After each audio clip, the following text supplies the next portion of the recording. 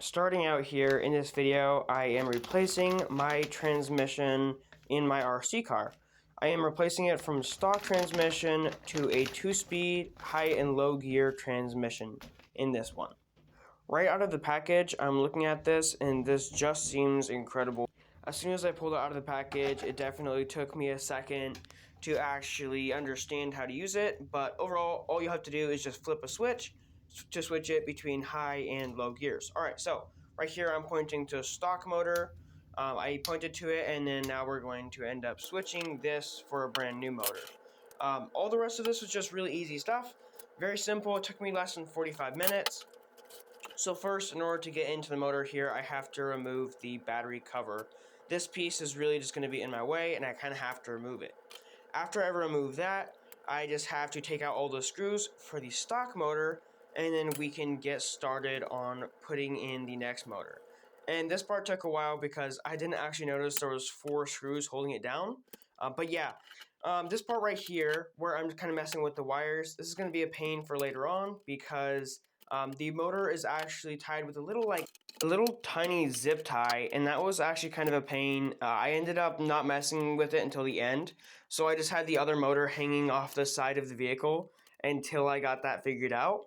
But yeah, so this part was actually very weird. I'm just making sure that everything goes together, okay? So I'm just trying to figure out which side the new transmission actually goes in at. Where it rests best, maybe I put it in wrong. So right here, I'm just kind of adjusting it and flipping it over, trying to see exactly where it goes until I finally decided that I was right in the first place and just put it back where it belonged. So right here, here soon, I believe, I'm just going to screw the whole transmission in, line everything up. And right here, most of the issues I had was with the drive shaft. So I was trying to take the original drive shaft off of the old motor, and the screw was actually stripped in there. So that was kind of a pain. I actually had to go and grab an extra set of drive shafts in order to take the old ones out and then put the new ones in. Ultimately, that was my biggest hassle. So right now, I'm just working on the drive shafts, trying to get them all figured out. And that was definitely the biggest issue.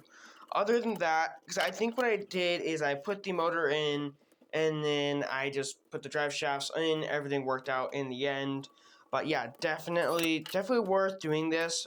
This was a huge transformation, obviously. Going from a stock transmission to a 2-speed transmission, I've definitely had some time to test this out. It is a huge difference from what you would actually think.